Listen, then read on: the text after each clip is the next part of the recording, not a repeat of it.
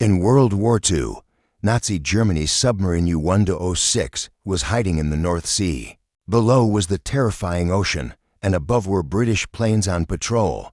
At that moment, the submarine's captain used the toilet and accidentally opened the wrong valve. Within seconds, seawater rushed inside the vessel, reached the batteries, and chlorine gas began forming. The submarine was forced to surface, where the British Navy and Air Force were already on alert. As soon as they spotted it, they attacked, destroyed the submarine, and captured all crew members. At 200 meters below the ocean, submarines have zero margin for error.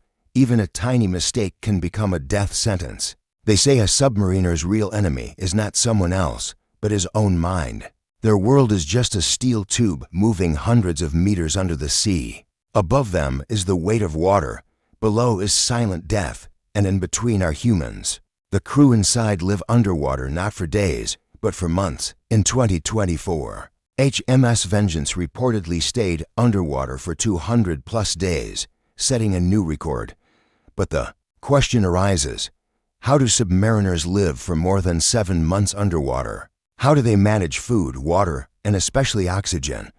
What happens to toilets and waste? And if something goes wrong like U-1206, what options do they have? Many people think submarines are luxury vessels, but in reality, being cut off from the world deep underwater is a huge challenge. A submarine is like a coffin, a narrow tube, designed to hide underwater. Space is so tight that two people can barely pass each other. Inside are engines, months of supplies, and surprisingly space for more than 130 crew members. Compared to a prison cell where a prisoner may get 80 square feet, a submariner gets only about 20 square feet. It's like 6 to 7 months of confinement. Privacy doesn't exist. Your personal space is basically shoulder width. This leads to the first challenge, claustrophobia. In tight spaces, people panic, heart rate rises, and decisions can become dangerous. That's why navies carefully screen candidates for claustrophobia. Sleep is another challenge. Private beds are rare. Bunks are coffin-like, stacked, and so tight you can only lie down. Some submarines have 135 crew members, but only 90 for beds. This leads to hot bunking. When one sailor leaves, another immediately takes the still warm bed. There's no day or night underwater, so artificial sleep cycles are created. When submarines depart, about 20,000 kilograms of food is loaded. Initially, fresh fruits, vegetables, and milk are available, but later the crew relies on canned and frozen food. Food is important for morale. Some long missions even have ice cream machines. And steak nights, submarines usually serve for meals. Breakfast, lunch, dinner, and midnight meal, because stress increases calorie burn. Oxygen is the most fascinating part. Submarines are sealed metal tubes. Instead of storing oxygen cylinders, they use electrolysis, splitting seawater into oxygen and hydrogen. Oxygen is used.